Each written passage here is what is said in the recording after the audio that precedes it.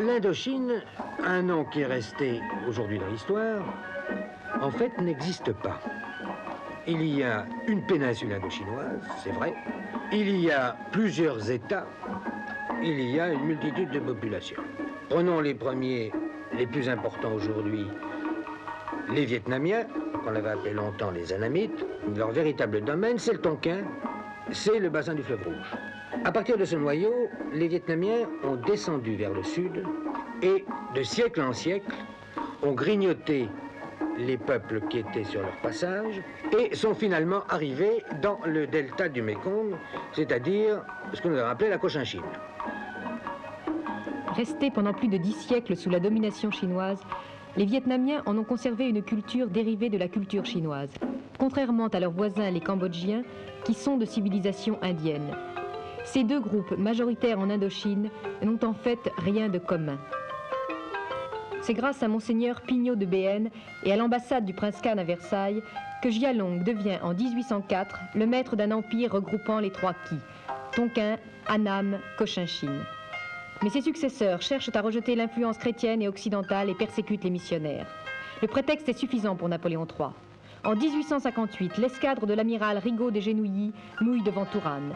Saïgon est rapidement prise. 5 ans plus tard, les Français sont pratiquement maîtres de la Cochinchine. En 1873, Francis Garnier est envoyé au Tonkin. Avec quelques hommes seulement, il s'empare de la citadelle d'Hanoï et commence à installer une administration française au Tonkin. Mais en décembre, Francis Garnier tombe dans une embuscade de pavillons noirs chinois et il est tué et décapité. L'empereur d'Annam, Tuduc, meurt en 1883.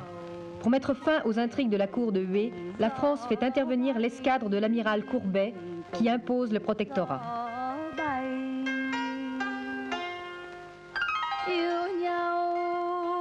Henri Rivière, arrivant à Hanoï, se trouve exactement devant la même situation que Francis Garnier.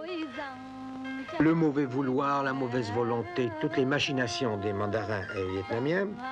Et lui aussi se trouve obligé de prendre d'assaut la citadelle d'Hanoï. Et une fois de plus, arrivent les fameux pavillons noirs. Et c'est le 19 mai 1883, la répétition de l'affaire de Francis Garnier, l'embuscade, avec le même résultat, Rivière est tué, décapité. Mais cette fois, la France se fâche. Et c'est le début de l'engrenage, c'est l'arrivée des troupes. En août 1883, nous avons déjà 3700 hommes au Tonkin. En décembre, 9000. En avril 1884, 15 000. En juillet 1885, 40 000.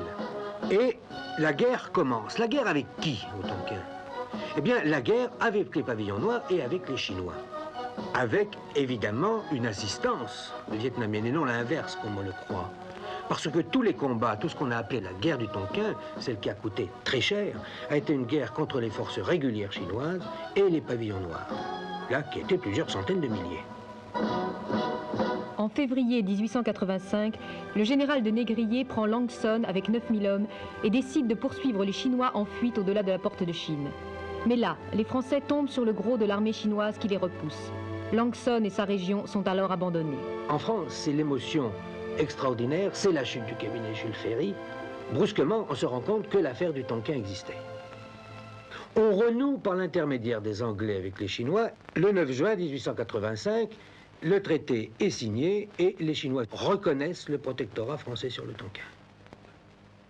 Et à ce moment-là, la guerre était finie. Il n'y avait plus qu'un problème de pacification. Quand on arrive en 1890, les révoltes ont continué au Vietnam. On a continué de se battre tout de même jusqu'en 1895 contre les pirates, contre ceux qu'on appelait les rebelles, ceux-là qui ont véritablement le statut de résistants. Ça n'a jamais été que de la guérilla. Le Cambodge avait été beaucoup plus réaliste. Il avait accepté le protectorat français en 1863, il a accepté un protectorat renforcé en 1884, et finalement, il ne s'en était pas plus mal porté. Pour terminer le précaré, il a fallu avoir le Laos. On a réussi sans mal à trouver une solution sans effusion de sang, purement diplomatique.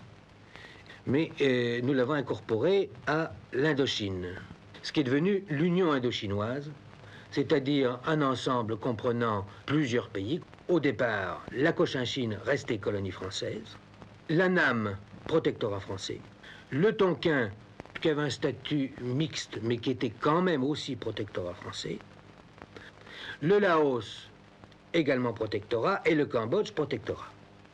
Voilà exactement comment s'est constituée l'Union indochinoise.